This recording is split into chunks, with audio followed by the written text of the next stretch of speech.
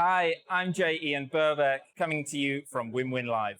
Today, I'm joined by two distinguished guests who will take us through their experiences and insights into NFV. Let's welcome Yoshihiro Nakajima, ETSI ISG NFV Chairman, and Liujing Lei, Head of the Computing Technology Research Center at China Mobile Research Institute. Welcome, gentlemen.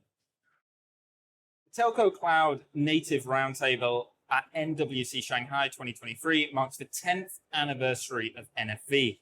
As a world-leading operator, China Mobile has deeply participated in the past 10 years of NFV. Mr. Liu, can you talk about the progress of NFV network cloudification in China Mobile and the value it brings operators network construction in the 4G, 5G era? Okay. China Mobile is one of the most important global contributors of NFV. In the past 10 years, China Mobile has gained significant success on NFV. First, we built a super large-scale NFV network.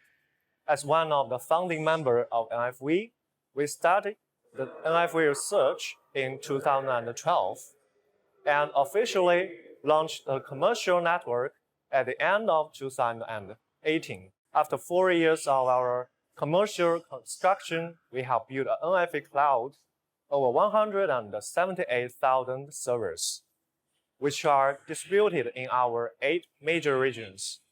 Now, we are serving over 370 million 5G users and 270 million RMS users. So on the edge cloud side, we built more than 1,000 nodes, which take various third-party IT applications. And second, we enhanced the network's high availability. We fulfill the 5 nines telco-grade reliability requirements. From the hardware networking aspect, we provide a dual-port bonding mechanism crossing different NICs. And from the service aspect, we support failover and disaster recovery mechanism at networks level. And from the whole system aspect, we design an efficient end-to-end reliability mechanism. We call it 5 plus X time slot fault prevalence mechanism. And the third, we improved the company's ICT capabilities.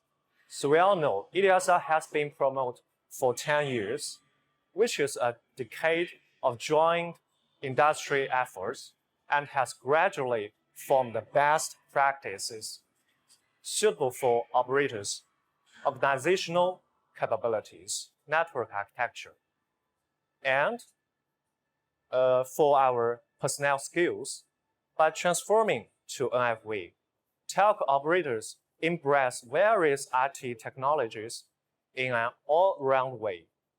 We have entered a broad field of cloud computing, big data, and also for artificial intelligence, and so on, which gives the operators opportunity and ability to explore our more business market.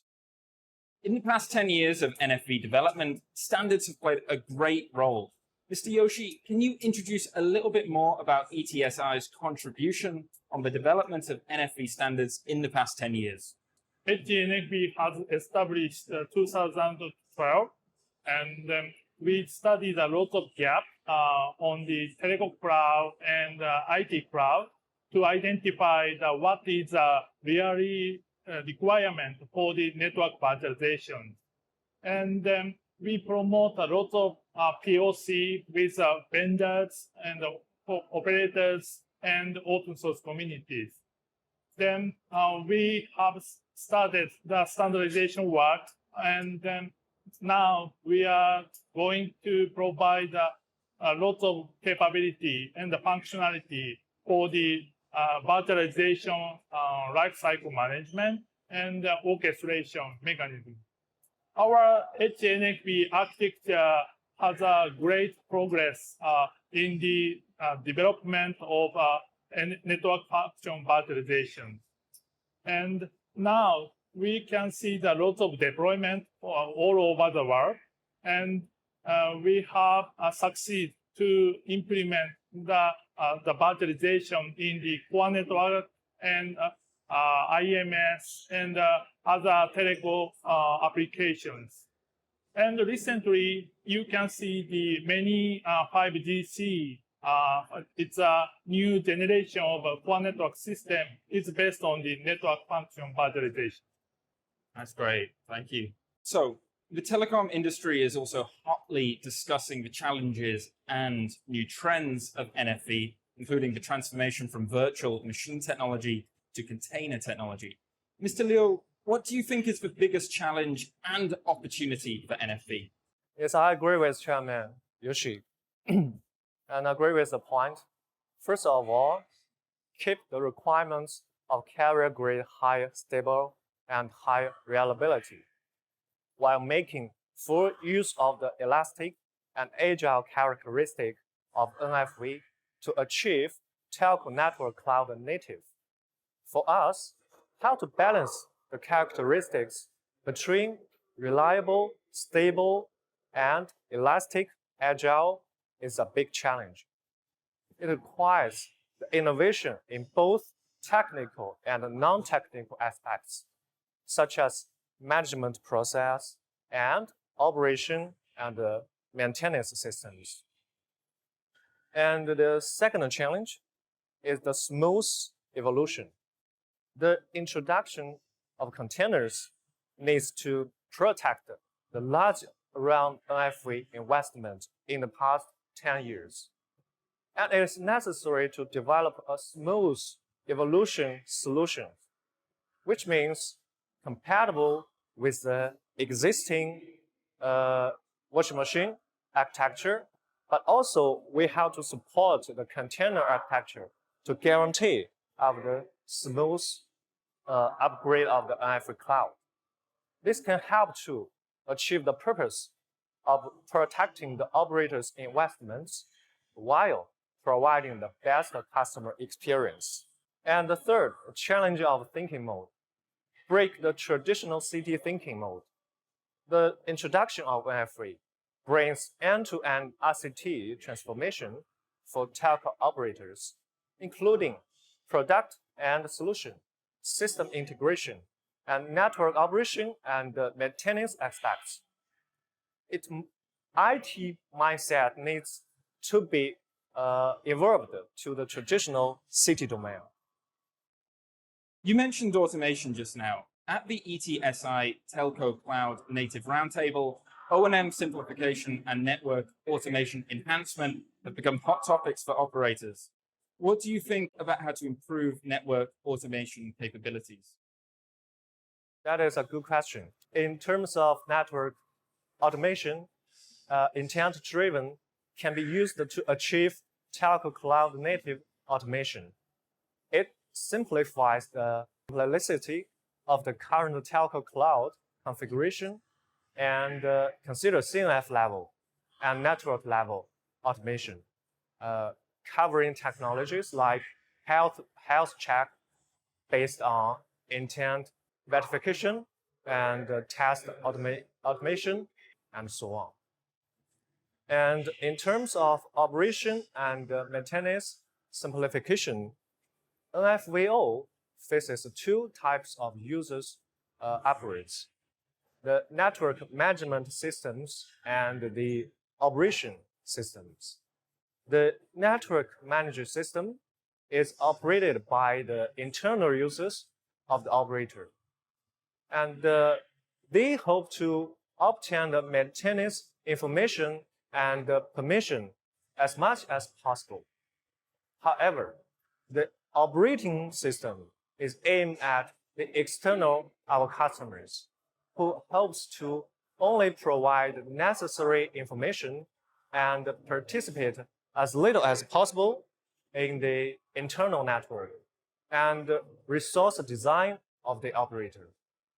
By using preset parameters and rules combined with the declarative API concepts and the AI technology, and the APIs exposed by the NFVO afterwards can be simplified as much as possible.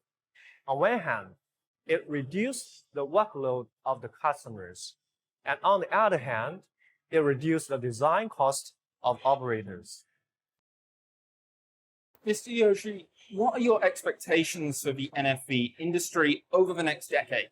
How can we make NFV a new success in the next decade?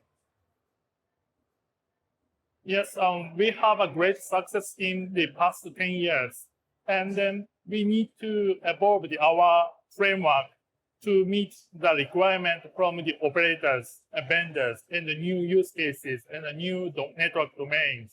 And we are trying to discuss and identify what is the next generation of network virtualization using the cloud technologies. Of course, in the IT sector, the containerization and the cloudification is much important.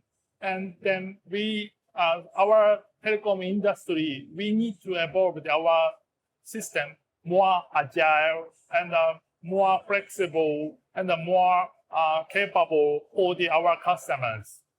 Then the mission is to hear the voices from the many operators, vendors, to solve the current pain point of the network virtualization development, deployment. Then lots of discussion happening like what is requirement for the 6G and the future networking. And we try to leverage the good new devices, technologies, and a new way of operation for the more efficient and autonomous and intent-driven network system based on the network function virtualization. Okay, thanks. That's really comprehensive. And then again, the same question for you, Mr. Liu. Can you imagine the future? What are your expectations in the direction of telco cloud standardization? What is the outlook for ETSI NFV over the next decade? Yes, for the future, I hope NFV will be the fusion product of the new generation of ICT technologies. And in the past 10 years, the integration of traditional and the physical telecom network equipment and first generation IT technologies such as virtualization and OpenStack has formed the network cloud we have today. And in the future, I think more emergency IT technologies will gradually be introduced and integrated into the NFV systems, promoting the comprehensive upgrading of the NFV industry. So if we look at the current trend, the most likely technologies are network convergence. AI and large language models are also important technologies from the business perspective. These technologies can be deeply integrated with the mobile network functions to promote the new innovative business, such as the new videos, new calls, new communications, and autonomous driving.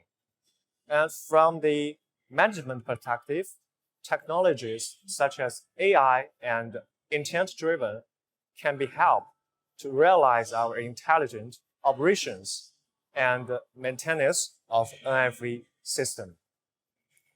And from the instructive perspective, introducing AI will promote the comprehensive upgrading and renovation of NFV infrastructure, because we have CPU, GPU, NPU, and many other heterogeneous hardware will gradually empower a very strong NFV infrastructure.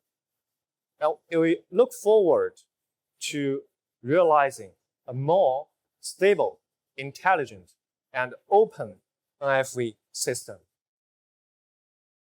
Okay, well, thanks so much for today. I've learned a lot, and I think people are going to find this really, really insightful. So thanks for joining us today at Win Win Live, and we'll catch you later.